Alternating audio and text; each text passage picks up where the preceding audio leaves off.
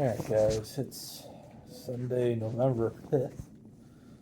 Um, kind of quick update for y'all. Um,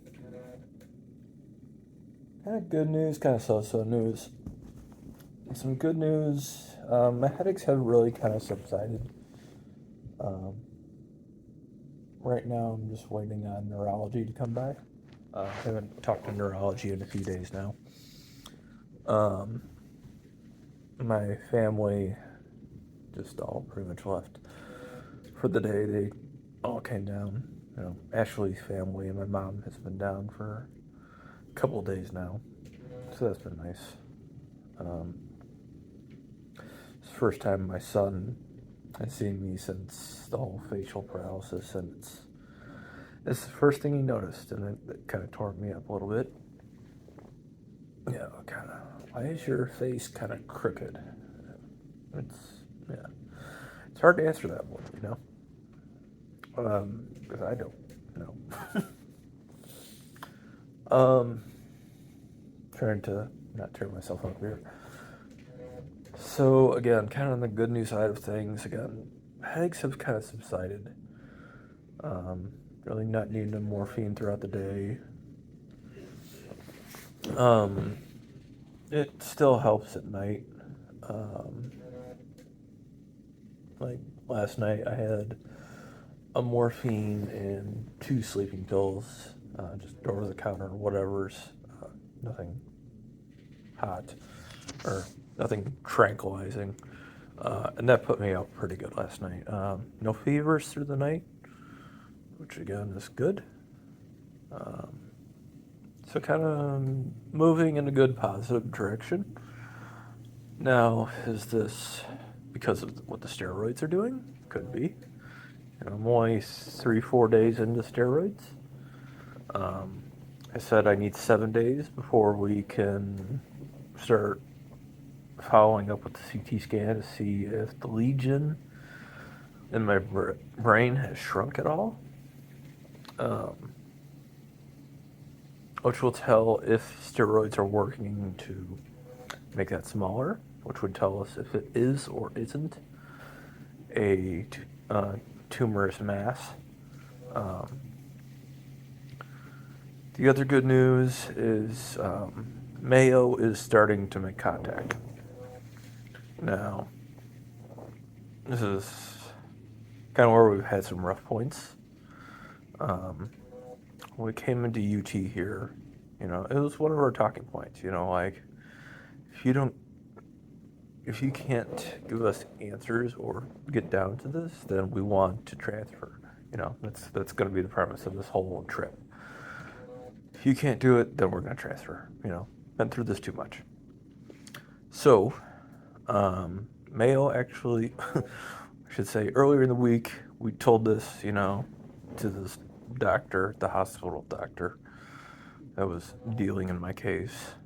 And she's been very strange. I think we're going to be doing a report on this one. And she's like, oh, yes, I called Mayo. They don't have any room. Can't get to it. Okay. So that's, and I think about the same time Ashley was starting to make the online request, and eventually got through triage for a request through Mayo. So when Ashley came back and she's like, hey, I have the information, talked with triage, here you go, make another call. And last night, the nurse actually came in and said, oh, hey, just got off the phone with Mayo. They're calling, asking for your information, seeing, about this, about that. Kind of want to let you know how things are going to go. If this happens. So I'm like, holy, yeah, okay. So we're depending on how things are going, we're probably going to go to Mayo soon. And my guess is if they can't prove the steroids are doing anything for me right now,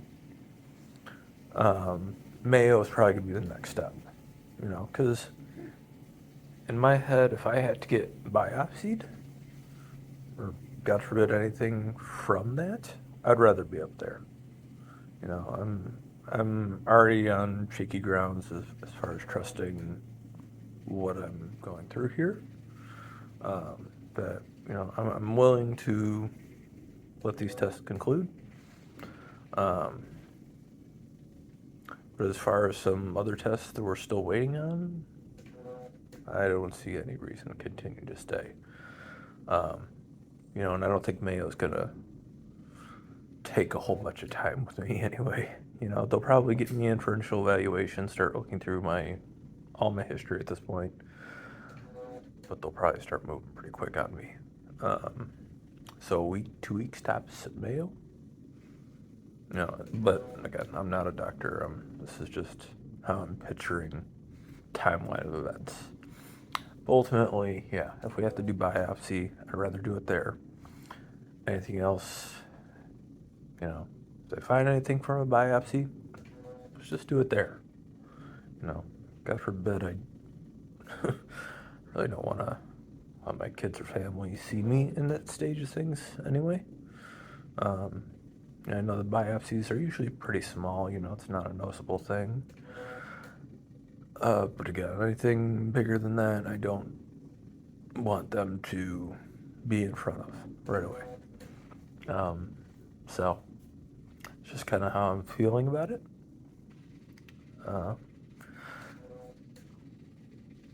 But yeah, that's kind of my event for the day.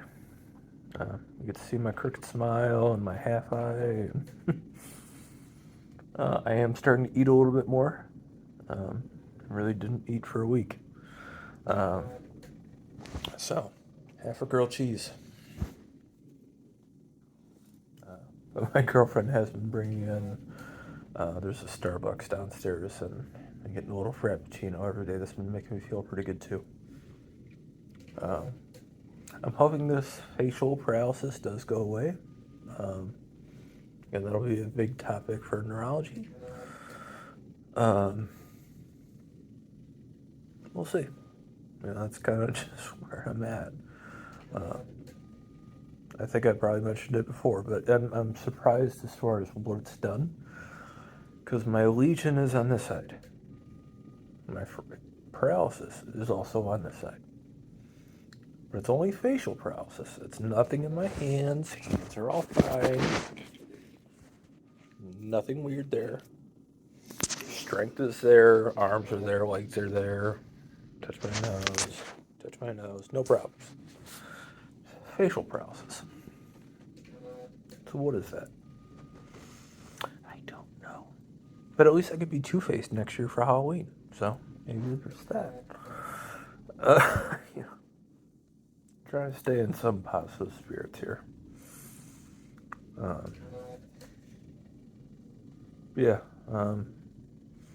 Obviously, it has been a need for a daily update here. I'm probably just going to try to get myself unhooked here in a minute. Try to get changed. I got some new chargers here now. A little bit longer cables. I can stay plugged in. We'll start kind of going from there. Thank you guys for everything, for sitting through this 9-10 minute video now. Sitting, listening, reaching out, whatever you've been doing, even on the smallest chords. Thank you. Thank you. I guess I'll let you guys know how it goes next.